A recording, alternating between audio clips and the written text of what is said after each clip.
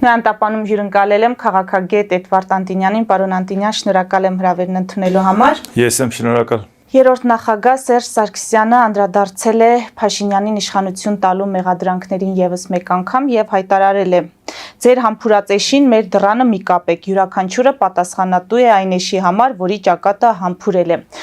Ինչպես գիտեք, այս բանավեճը ծավալվում է Սարգսյանի եւ Քոչարյանի թիմերի միջև եւ հարց է առաջանում, ինչու հենց այս փուլում է այս բանավեճը ծավալվում, ինչ տողատակեր կան այս ամենի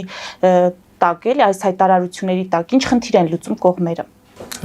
Էշի թեման թողենք, որովհետև անասնաբուժական գիտելիքներ չունեմ, կարողանամ հիմնավոր ձևով պարզաբանել, բայց խնդիրը այստեղ ինչն է։ Սերժ Սարգսյանը հիմա ինչ է ուզում ասած լինի։ Բոլորս դա ենք ուզում հասկանալ, պարոն Անտոնյան։ Էրնակ հասկանանք ինքը ինչ է ուզում։ Այսինքն լավ, ինքը այնքան վատ կառավարիչ էր, որ ժողովուրդը գնաց բերեց Նիկոլ Փաշինյանը, ասի ով իրան հեռացնի, պատրաստ եմ նրան ընտրել։ Ոչ մի կազմակերպական, ոչ մի փորձառության խնդիր չի նայե Փաշինյանին ընտրելու համար։ Այդ ալիքի ու ոգևորության վրա բերել է։ Հիմա լավ, դրանից հետո անցել են տարիներ, Ռոբերտ Քոչարյանն ու Սերժ Սարգսյանն ասել են բերեք ստեղծենք հայրենիքի փրկության շարժում, ով մեզ չմիանա, Նիկոլա։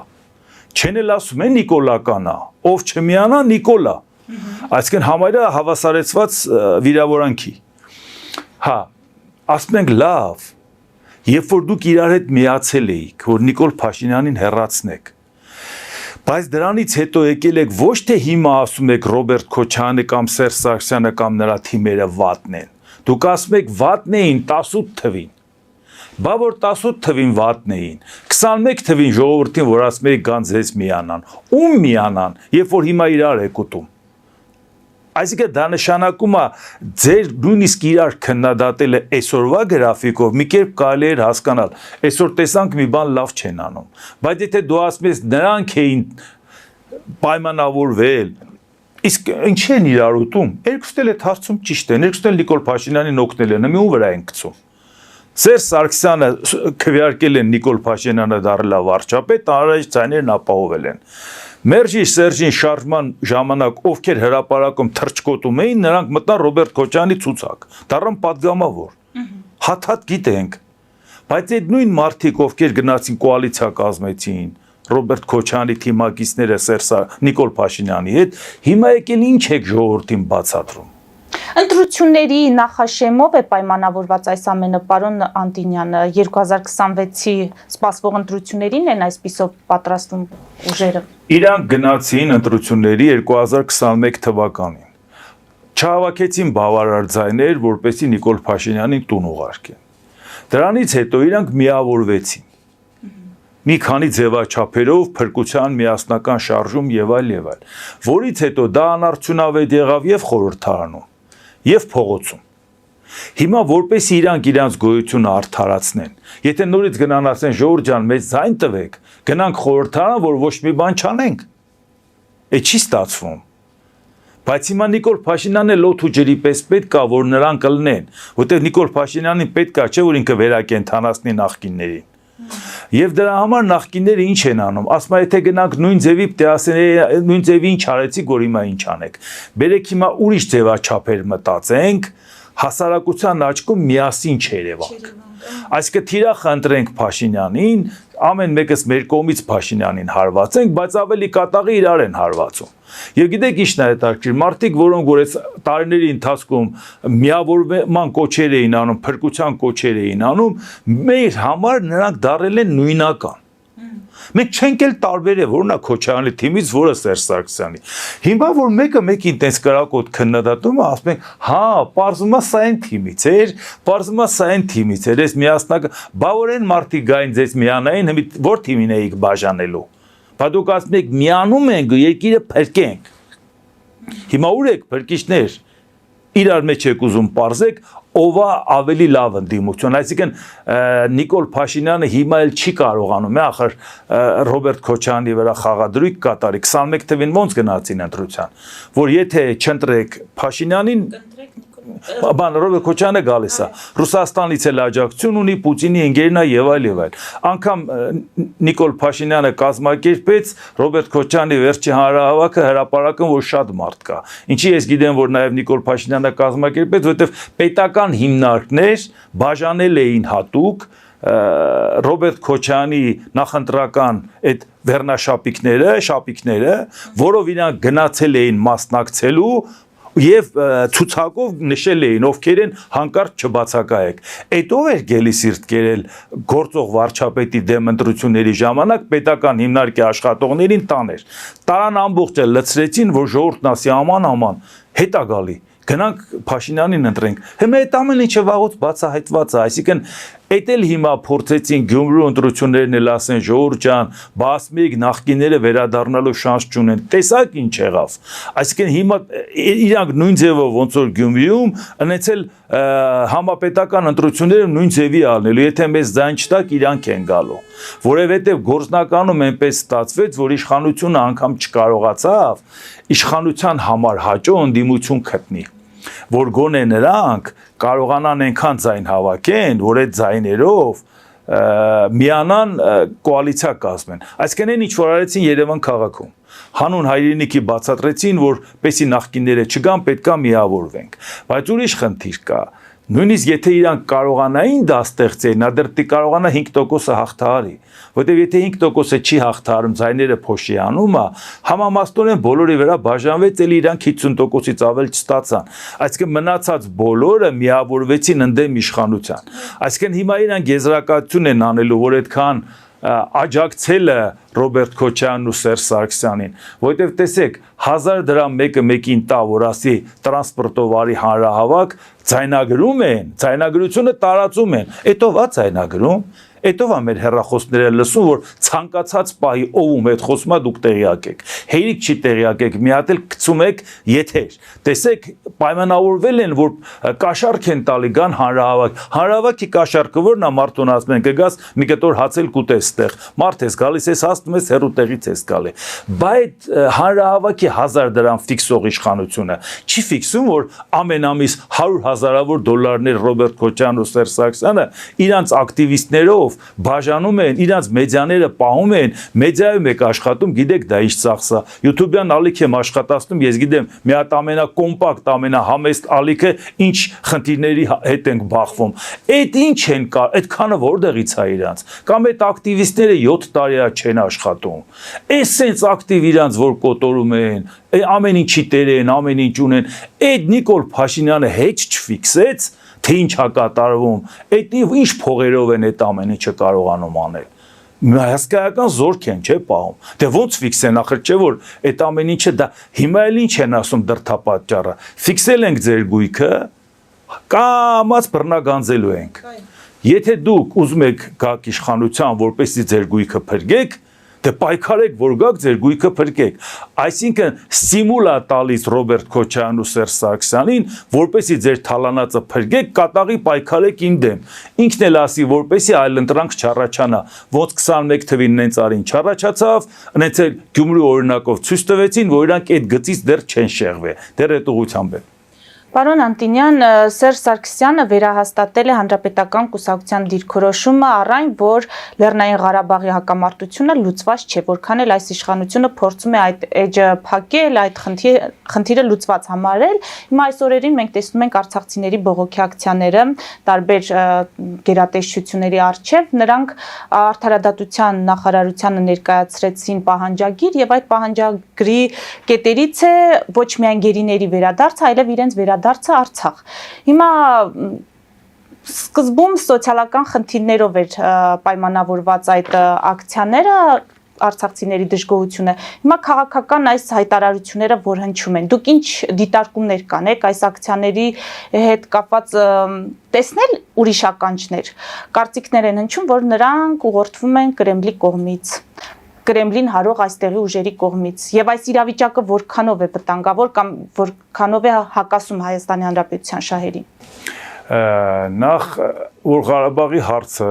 փակված չի, դա մենակ Սերժ Սարգսյանը չպետք է ասի, որ իմանանք,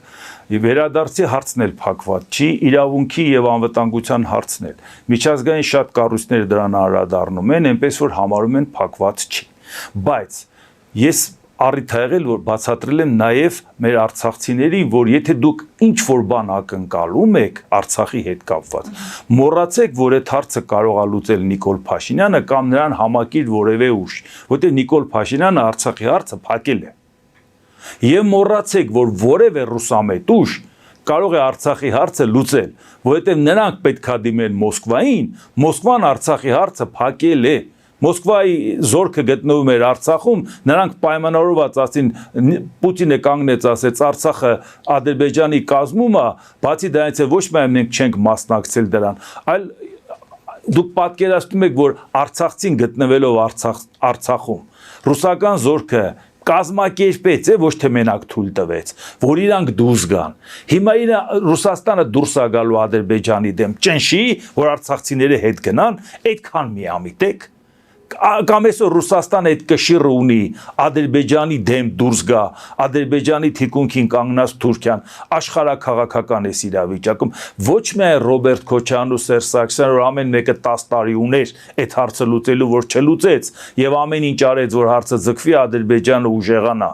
որ կարողանա պատերազմով վերցնի։ Ոչ միայն իրանք դրա համար են մեղավոր, բոլոր ռուսամետները չեն կարող լուծել, որովհետև իրանք մտածում են կգնանք կդիմենք Պուտինին։ Պուտինը արդեն իր հարցը լուծել է Ադրբեջանի հետ, Արցախի հետ կապը, ոնց եք պատկերացնում, արդեն դատարկված Արցախը Հայաստանից մարդկանց հետատանելու ճնշում է գործադրելու Ադրբեջանի վրա, եթե արցախցին նույնիսկ իր հայրենիքը կորցնելուց հետո մինչև այսօր հավատում է Ռոբերտ Քոչարյանն ու Սերժ Սարգսյանին, որ նրանք են իր փրկիչը, իրանք ուրեմն դա չի հետաքրքրում։ Դրա համար դա շատ տարօրինակ, որովհետև եթե իրանք նաև խոսում են վերադարձի մասին, որ դեպքում դա կարող է լինել, եթե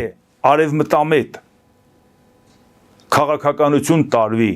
մենք արևմուտքի հետ աշխատելու պարագայում, քանի որ արևմուտքը հիմա խնդիր է դնում ագրեսորին պատժելու, ինչքան ուզում է Ամերիկայի Միացյալ Նահանգների նախագահը փորձի Պուտինի շահերը նաև սպասարկելու քայլեր անել, ուշ թե շուտ հասկանում են, որ հավաքական Եվրոպան ավելի է կազմակերպվում, նաև անվտանգության խնդիր է դնում Եվրամիությունն իր համար։ Աշխարհագրությունն է մեծացնում Եվրոպայից, Ավստրալիայից մինչև Կանադա ներգրավում է դրա մեջ, որպեսզի կարողանան ագրեսորին պատժեն, եւ այդ պարագայում, եթե մենք գոնե մի շանս ունենանք, թեկուզ տեսական, դա նա է, որ մենք այդ ձևաչափի հետ նորմալ աշխատենք, առավել եւս որ եվրոպական կառույցներն են պարբերաբար ասում, ոչ միայն տարբեր երկրներ, այլև տարբեր կառույցներ, որ Արցախի հարցը փակված չի, տեղի ունեցել էթնիկ զտում, պետք է ապահովել իրավունքը, անվտանգությունը, մարդիկ վերադառնան իրենց բնորան։ Սա միակ շանսն է, որ կարող է մենք դա ունենանք, բայց եթե մենք տեսնում ենք, որ արցախցին կտրականապես դեմ է նախկին իշխանությունների արածին գնահատական տալ, կտրականապես դեմ է Արցախը դատարկած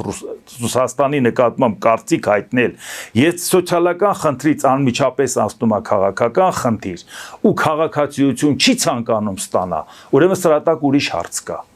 Այսինքն եթե դու համարում ես, որ դու Հայաստանի քաղաքացի էիր, Նիկոլ Փաշինյանը հայտարարեց ընդամենը 23 թվականին որոշեցին, որ ասեն գիտեք ինչ, ձերը ընդամենը ճամփորդական փաստաթուղթ է, ոչ թե Հայաստանի քաղաքացիության անձնագիր, որը աբսուրդ է, դրա մասին չի խոսքը։ Բայց համարենք դուք գիտեիք, որ Հայաստանի քաղաքացի էիք։ Հիմա իմացաք, որ Հայաստանի քաղաքացի չեք։ Դա նշանակում է ոչ մի երկրի քաղաքացի չեք։ Բայց ինչի չեք ուզում Հայաստանի քաղաքացի դառնալ։ Ինչով է դա ձեզ զրկում պահանջատիրությունից, որ դուք ծնվել եք Արցախում եւ ուզում եք ապրեք ձեր բնորանում։ Դա որևէ ձևով խանգարում է։ Չի խանգարում։ Չէ, իհարկե չի։ Բայց դուք եթե գիտեիք, որ դուք Հայաստանի քաղաքացի եք, Արցախում եք ապրում։ Համանենք, որ Նիկոլ Փաշինյանը չի ասել, որ դուք Հայաստանի քաղաքացի չեք։ Ոնց եք պահանջատեր լինելու վերադարձի Հայաստանի անձնագրով։ Բայց հիմա դուք եթե ոչ քաղաքացու կարգավիճակը ավելի եք կարևորում ու քաղաքականացնում, այդտեղ երկու հարց է առաջանում։ Քանի որ խորհրդային միության կազմում եք ծնվել տարածքում, Ռուսաստանը պարզեցված կարգով քաղաքացիություն է տալիս, գերադասում եք նա այլ ոչ թե Հայաստանը քաղաքացիությունը, եւ երկրորդ քաղաքական առումով այդ հայտարարությունները արվում են նրա համար, որ որևէ տեղ փախստականի կարգավիճակ ստանան։ Որ ասեն Հայաստանի իշխանությունների դեմ քաղաքական պայքարում ենք, մեզ հալածում են։ Իրանք մի հալածալի կարգավիճակով կարող, որովհետև խնդիրը որն է, եվրոպական երկրները հանգիստ կարող են ասել հարգելիս, Հայաստանը քեզ տուն է տվել, տեղ է տվել, ամեն ինչ արել է, մենք կողքից փող ենք տալի։ Այսինքն Հայաստանը քեզ դուրս է անում, ասում է չէ։ Ասում է արի ապրի Հայաստանցու պես ապրի։ Քեզ ինչով է ճնշում։ Լասմա Հայաստանցու պես ապրի, եթե հայաստանցի կարիքավոր կա, նրա փողն էլ կտրում եմ, սոցիալը քեզ եմ տալիս։ Ու այդ պարագայում, եթե դու չես ուզում Հայաստանի քաղաքացի դառնաս, ուզում ես դառնաս ենթադրենք Չեխիայի կամ Սլովակիայի կամ չգիտեմ Հունգարիայի, հարց է ծագում, ով է քեզ նեղացնում։ Եթե պիտի քաղաքական պայքարը լինի, չէ՞ որ իրանք համարեն, որ իրանց քաղաքականապես ճնշում են, որպեսզի դա մոտենա փախստականի կարգավիճակ, հալածալի կարգավիճակին մոտենա։ Իսկ դա ուղղորդվում է, ակնհայտորեն ուղղորդվում։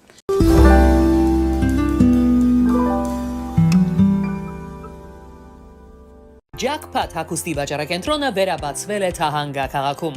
Նոր տեսականի, նոր արժեքներով ու նոր զեղչերով։ Եվրոպական հագուստ եւ կոշկեղեն կանանց, տղամարդկանց եւ երեխաների համար։ Օծաներիք, ճամպրուկներ, պայուսակներ, գիշերանոցներ, գոտիներ եւ դրամապանակներ։ Մեծ ապրանքատեսականի, մեծ զեղչերով։ Համեցեք Jackpot Թահանգայում։ Հասցեն 7057 Foothill Boulevard։ Հեռախոս 818 813 2252։ Jackpot։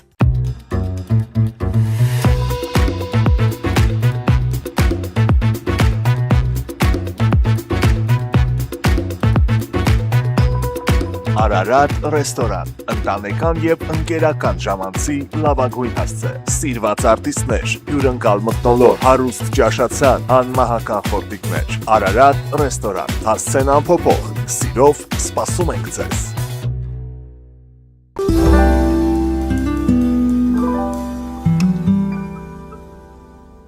Պարոն Անտինյան, ինչ է կարծում սահմանադրական փոփոխության հարցը ինչպես է լուծվելու։ Մեր սահմանադրության փոփոխության հարցն ինչպես է լուծվելու։ Դիվանագիտական այդ ֆորումի շրջանակներում Բաքուն պնդեց իր պահանջը, որ պետք է փոխվի, որպեսզի խաղաղություն հաստատվի։ Մենք գիտենք նաև այդ թուրքական հարաբերությունների կարգավորման հարցով Թուրքիայի ներկայացուցչի հայտարարությունը, որ Նիկոլ Փաշինյանը ասել է, որ կկատարի համապատասխան փոփոխությունները եւ արդարադատության փոխնախարարը ասաց, որ մինչեւ 2026 թվականը ժամանակ ունեն, շատ սեղմ ժամկետ է, բայց պետք է տեքստը պատրաստ լինի։ Դուք կարծում եք Նիկոլ Փաշինյանը կգնա փոփոխության ճանապարհով, այսինքն Բաքվի պահանջով փոփոխության ճանապարհով, եթե այո, ապա հանրային աջակցություն կստանա, կհաջողվի իշխանության իսկապես համոզել հանրությանը այս հարցում եւ ստանալ դրական պատասխան։ Նախ հարցը նա որ սահմանադրության փոփոխության հետ կապված Նիկոլ Փաշինյանը սկսել է շանտաժից։ Սկսեց ասել, եթե դուք չփոխեք նախաբանը, Ադրբեջանը օրինակն էլ բերեց ճանապարհով գնում են, երկու կողմի ցլեր են, ինքն է կարմիր զգեստով էր։ Որ ցլերը կարող է հարձակվեն ու չգիտենք թե որ հարձակվեն իր հետ ինչ կկատարվի։ Բայց տեսա որ ժողովուրդը դրանց բորբոքվեց, վիրավորվեց, թե ինչ ես ասում, Ադրբեջանի պահանջով փոխում ենք, հետո ասին չէ, Ադրբեջանի պահանջով չենք փոխում, մենք ենք ցանկացել դեռ ամենասկզբից։ Բայց հետո տեսան, որ դա էլ հիմնավոր չի, կարող է սկզբանե դու ցանկացել ես սահմանադրությունը փոխել, բայց դա չի նշանակը, որ հենց այս ձևով ես ցանկացել փոխել։ Քան որ էլ հասկացան ժողովուրդը չխաբվեց, արդեն ասեցին, որ պետք է սահմանադրությունը տարածաշրջանային զարգացումները հաշվի առնի։ Գիտաֆանտաստիկ աբսուրդ։ Տարածաշրջանային զարգացումները կարող է տարին մեկ փոխվի։ Դու նշանակում է տարին մեկ կամ ամիսը մեկ։ Հիմա Դոնալդ Տրամպը կարող է ասի պատերազմը օգուտ Ռուսաստանի ենք որոշում կամ ի վնաս Ռուսաստանի։ Թուրքիային աջակցի տարածաշրջանում կամ Թուրքիային ճնշի։ Իրանին աջակցի կամ Իրանին ճնշի։ Մեր սահմանադրությունը sense պատրաստ պետք է մի 50 օրինակ գրածել ենք։ Տրամպը ասեց Իրան, մենք այս սահմանադրությունը դնում ենք հանրակրվեի։ Տրամպը ասեց չէ Իրանին չենք խփում, այս սահմանադրությունը։ Դա նշանակում է բացարձակ զրո գիտելիք, զրո փորձառություն, սահմանադրություն որպես հիմնական օրենք նրա անհրաժեշտության նրա կարևորության մասին։ Դրա համար դա դնենք մի կողմ։ Հիմա ինքը ինչ է ասում։ Մինչև 2026 թվականի ընտրություն մենք սահմանադրության օրինակը կներկայացնենք, բայց դա կանենք ընտրությունից հետո 27 թվականին։ Ադրբեջանն էլ ասում է, քանի սահմանադրությունը չես փոխել, ուրեմն նշանակում է մենք խաղաղության պայմանագիր չենք ստորագրում։ Քանի խաղաղության պայմանագիր ստորագրված չի, էսկալացիա լինելու է։ Պատերազմի վտանգը վերացված չի, եւ դա ասում է Ադրբեջանի նախագահը։ Պարզ ասում է իմացի 2 տարի դեռ իմացի, որ այս խնդրը դուք ունեք։ Մենք կարող է ցանկացած պահի պատերազմ սկսենք ու դրա համար էլ իրանք դնում են այդ բոլոր պրովոկացիաները անում են, այդ բոլոր սադրանքները։ Հայաստանը կրակել է, հետո իրանք օդ են կրակում, հետո ասում են այսպես կլինի, հետո կայանում է պաշտպանության փոխնախարարն ասում է, գիտեք ինչ, օդ են կրակում, անսիստեմ ձևով կրակում են, ինչ եք խառնվել իրար, ոչ մի անհանգստանալու բան չկա։ Այսինքն սահմանի վրա ապրող քաղաքացին տեսնում է, որ դու կրակում ես, բացի այդ նաև այնպիսի փամփուշտով են կրակում, որ նույնիսկ լույսն է տեսնում, սենց ինքը նայում է։ Վնասվում է խնածախի մշակույթի կան շենք։ Չէ, բայց այդ վնասվելուց հետո է հայտարարել ազգային ժողովը։ Դա ժամկետները նայեք։ Վնասված օրվա հայտարարությունը, պաշտպանության նախարարության հայտարարությունից հետո ինքը ազգային ժողովում ասում է օդ են կրակել։ Ես դրա համար ստիպված եղա նաև ասեցի, որ ես ուզում եմ այն բոլոր պաշտոնյաները, որոնք որ ասում են, չեմ հասկանում, մարդիկ ինչի են անհանգստանում, որ ընդամենը 10 մետր են կողմ օդ են կրակում, առաջարկում եմ ուղղակի գնալ իրանց Երևանյան տանդեմը պարզապես օդ կրակել։ Իրանք հաջորդ օրը գործի կգնան, մի հատ պամպերս վրից հակած, մի հատ էլ տակից։ Բայց այնքան հեշտ են ասում, այ մարդես գյուղացիներ ինչի են անհանգստանում։ Սա դա նշանակում է, որ դուք խաղաղության գնալու լուծումը չունեք։ Ես սահմանադրությունը փոխելու հետ կապված Ադրբեջանը մեզ տալիս է նաև բանալի բառեր, որից մենք կարող ենք կառչել, բայց մեր իշխանությունները չեն կառչում։ Ադրբեջանն ասում է, քո սահմանադրության նախաբանում կա Արցախի եւ Հայաստանի վերամիավորման մասը, չէ որ դա բխում է մեր անկախության հռչակագիրը 89 թվականի դեկտեմբերի 1-ի վերամիավորման որոշմանը, չէ։ Այսինքն ասում է քո սահմանադրության նախաբանում կա պահանջատիրություն, որը գործում է, քանի չես փոխել։ Փաստորեն մենք մինչև այսօր օրինական ձևով կարող էինք պաշտպանել Արցախի անվտանգությունը։ Բայց դու չես ստանում Արցախի ղեկավարներին դատում, որովհետև ասում ես, որ իրանք ապօրինի կառույց են ստեղծել Ադրբեջանի տարածքում եւ ես վերականգնել եմ սահմանադրական կարգը իմ տարածքում։ Նույնիսկ եթե Նիկոլ Փաշինյանն ասում Արցախը 91 թվականից է հանձնել, որը գիտաֆանտաստիկ անգրագիտություն, եթե իհարկե մենակ անգրագիտություն չասեմ, որովհետև կարող է պայմանավորվածություն է, չեմ կարող հաստատեմ, որ դա պայմանավորվածություն է, թե չէ դատի կտանք ասեն դա ապացուցի, որ ինչ ենք պայմանավորվել Ալիևի հետ, բայց 91 թվականին հաստատ այն մարդը, որը 92 թվականին զենքը ձեռին գնացել Արցախի համար կռվել, նա երկրում իմացել է այն օրենսդրությունը, որով Հայաստանը հանձնառու է Արցախի համար։ Հիմա երբ որ Նիկոլ Փաշինյանն ասում է 91 թվականին Արցախը հանձնած է, դա նշանակում է մենք օկուպանտ ենք, որ մտել ենք Ադրբեջանի տարածք կռվելու։ Ադրբեջանը մեզ ասում է, չէ, այնգեր մինչև այսօր քո սահմանադրությունը ուժի մեջ է, որ դու օրինական ձևով պաշտպանել ես Արցախին։ Բայց եթե օրինական ձևով պաշտպանել ես, Նիկոլ Փաշինյանը կանգնում ասում է, մենք ենք մտել Ադրբեջանի տարածք։ Հիմա դրա համար Ալիևին բաղով պետք է ասի, մի հատ կողմնորոշվի։ Եթե Արցախ գոյություն չի ունեցել, դրա համար այդ մարդկանց դատում ես ապօրինի եւ աշխարհին էլ ասում ես չեմ հասկանում, ես էքստրեմիստներին ինչի եք պաշտպանում։ Այսինքն ամեն դեպքում փոփոխությունը շատ դժվար կլինի անցկացնել, եթե ասենք, որ չի անցկացվելու։ Չէ, նախ 2026 թվականի ընտրությունների հետ կապված դեռ Նիկոլ Փաշինյանը շատ պետք է չարչարվի, որ կարողանա նախ 2026 թվականի ընտրությունները կարողանա հաղթել։ Հետո 700,000 ձայն հավաքի, որպեսզի սահմանադրություն փոխի։ Լավագույն դեպքում պետք է ասի, եթե ժողովուրդը այս սահմանադրությունը ծանոթ է ու ինձ ընտրել է, արդեն ինձ մանդատ է տվել խաղաղության գնալու։ Այսինքն ընդամենը դա առիթ է, որ ասի ժողովուրդ, բայց եթե դեմ եք այս սահմանադրությանը, ինձ չընտրեիք։ Եթե ինձ ընտրել եք, ավտոմատ կերպով այս սահմանադրությունը ընդունել եք, նույնիսկ եթե հանրակրվեով չանցնի։ Ամփոփենք պարոն Անտինյան, աշխարհաքաղաքական զարգացումներով հպանցիկ անդրադարձակ Թրամփի քաղաքականությանը թե Ուկրաինայի, թե Իրանի ուղղությամբ հիմա անորոշություն է, ինչպես կբնութագրեք նրա քաղաքականությունը եւ արդյոք Բաքուն կունենա այդ հնարավորությունը օգտվելու այդ իրավիճակից եւ իսկապես էսկալացիայի դիմելու։ Այն որ այդ անորոշությունից ցանկություն կունենա Ադրբեջանն էլ օգտվի, Թուրքիան էլ, Ռուսաստանն էլ անկասկած։ Այն որ հիմա դեռ պատերազմ չի սկսում Ադրբեջանը զուտ մենակ նրա համար, որ ինքը բավարար չափով հիմքեր է ստեղծում, բայց բավարար չի համարում այդ քայլը անելու, որովհետև դա կարող է ստեղծի մի հատ իրավիճակ, որ անկայունությունը Իրանից սկսվի, կարող է Իրան դա թույլ չտա։ Այսինքն բարենպաստ պայմանի է սպասում։ Իսկ մենք ինչին ենք սպասում։ Ոչ մի պարագայում մեր շահերից չի բխում, որ Ամերիկան Իրանին հարվածի։ Այդ անկայունությունը, որ մեր համար տեղի կունենա,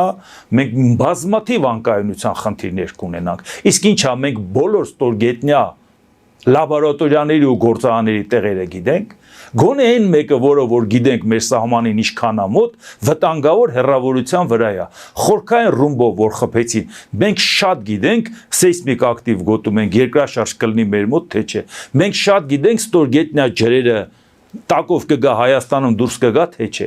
Մենք շատ գիտենք, թե այդ հարվածից հետո ինչ կարող է լինել վերգետնյա պայթյուն, որի հետ կապված քամին ինչ կբերի մեր ուղղությամբ։ Դրան գումարած ցանկացած խորքային հարված, պատերազմական իրավիճակ, հարևանը լցվում է հարևանի տուն։ Այդ որ երկրում չի տենց եղե։ Ցանկացած պատերազմող երկիր վերցրեք, կռիվը սկսվել է, մարդիկ երախուն գրկել են, մտել են հարևան երկիր։ Տարիներով անգամ մնացել են։ Մինչև հիմա շենքեր կա, որ մնացել է, որ Սիրիայից մտել են Հորդանան, տենց ավերակ տենց մնացած է, տարիներով մարդիկ ապրել են։ Այսինքն ինչի համար եմ ասում, իսկ բայց չէ որ մեզ հարևան են էթնիկ ադրբեջանցիները։ Թուրքիան ու Ադրբեջանը կարող է փողերը տան, ասեն երախուն գրկեք մտեք Հայաստան։ Գնացեք ընդեղ էլ ապրեք, մինչև ստեղ խաղաղվի։ Այսինքն դա նշանակում է ոչ մի պարագայում մեր շահից չի բխում Իրանը մեր հարևանն է, մենք իր այդ խնդրեմ չունենք, բայց կարանք խնդրեմ ունենանք, եթե ինքը խնդրեմ ունենա։ Այնտեղ խնդիր չկա, բայց եթե այդ խնդիրը առաջացավ, բայց ուրիշ հարց կա, Իսրայելին ձեռք չի տալիս խաղաղությունը Իրանի եւ Ամերիկայի։ Որտեղ Իրանը Ամերիկան մի դեպքում Իրանի հետ համաձայնության կգա, եթե Իրանը վերացնի իր միջուկային լաբորատորիաները։ Նույնիսկ այս վիճակով թույլ չտա որ ոչ թե թույլ չտա հարստացնի, անգամ այս չափի չպահի։ Իսրայելը մտածում է, ասում մի րոպե, եթե դու հիմա սառեցրեցիր, չի հարստացնում, ռումբ չի ստեղծում, բայց սառեցրեցիր տեսչական ստուգումներով ապացուցեցիր, որ չի աշխատում, չի հարստացնում, Տրամպը փոխվեց, եկավ մեկ ուրիշը, ինքը դրեց հարստացրեց։ Ում առաջինը հարվածելու Իսրայելին, որտեղ Իսրայելը հիմա ոգևորված ասում է, ես պատրաստ եմ Գազան դատարկել, որը արաբներին էլ դուրս չի գալի, Իրանին էլ դուրս չի գալի, անգամ եվրոպական երկրին, Ամերիկայի խաթեր։ Ես պատրաստ եմ հարվածներ հասցնել Իրանին։ Հիմա Իսրայելը լավ է հասկանում, եթե Տրամպը հետ քաշվեց, որտեղ ինքը շատ ոգևորված է Տրամպի աջակցությունով, եթե Տրամպը հետ քաշվեց կամ Տրամպը չի, ինքը արդեն խնդիր է ունենալու Իրանի հետ։ Դրա համար Իրան ձեռնտու չի ոչ ոքի պայմանավորվելը Տրամպի եւ Իրանի միջև, բայց Տրամպն էլ խնդիր ունի, որ ինքը ամբողջ աշխարհի հետ այնքան կոնֆլիկտ է ստեղծել, հիմա դժվարությամբ է ինքը պատերազմ սկսելու Իրանի հետ։ Սա խնդիրը առաջացնում։ Իսկ այդ պարագայում, եթե Իրանը խնդրեմ ունեցավ, մենք նայում ենք ոնց է Ադրբեջանն աշխատում Իսրայելի հետ ու Ամերիկայի հետ, ոնց է իր տարածքը պատրաստական հոժարական ասում տրամադրեմ, անգամ Իրանից հայտարարեցին, ասին այն զենքը, որ Իսրայելն ուղարկում է Ադրբեջան, չկարծեք մենակ ձեր դեմ է, նաև մեր դեմ է։ Այսինքն իրանք էլ են դա ֆիքս է։ Սա նշանակում է այդ անկայունության պարագայում, երբ որ Տրամպը ժեստեր է անում Էրդողանին, իմ լավ ընկերն է, գործընկերն է, տեսակ Սիրիան մի քանի օրում ոնց դատարկեց 2000 տարի չէին կարող, ինչից էր այդքան ոգևորված, չգիտեմ, թե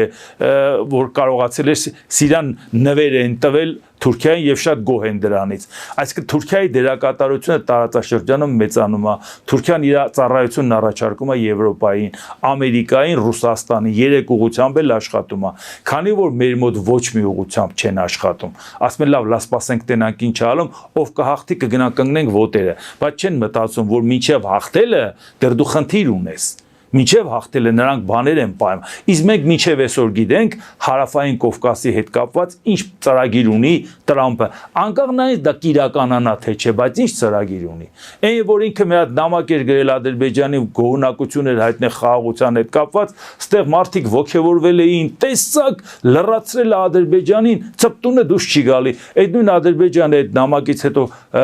Անտալիայում քանի հայտարարություն ավելի կատեգորիկ կոշտացված ասեց, որ չեն գնալու դրան։ Բացի դրանից նույն Արարատ Միրզոյանն ասեց, եթե կոմունիկացիաները բացելուն մինչև այդ գոնե արձագանքում էին, հիմա շատ սառը վերաբերմունք ունեն, ընդհանրապես չեն արձագանքում։ Այն դեպքում, երբ որ մենք առաջարկել ենք անխոչնդոտ ճանապարհ, նրանք սկի դա չեն ուզում, բարձա ծակում, բա ինչ են ուզում, եթե անխոչնդոտ ճանապարհ չեն ուզում։ Այսինքն չեն ուզում Ադրբեջանի մայր տարածքը Նախճեվանի հետ կապվի անխոչնդոտ Հայաստանի տարածքով, բայց այդ դեպքում ինչ են ուզում։ Տարածքը վերցնել են ուզում, ինչ են ուզում, պաշտի, եթե համաձայնության չեն գալի։ Այդ ինչ մի բարդ բան է հասկանալու համար։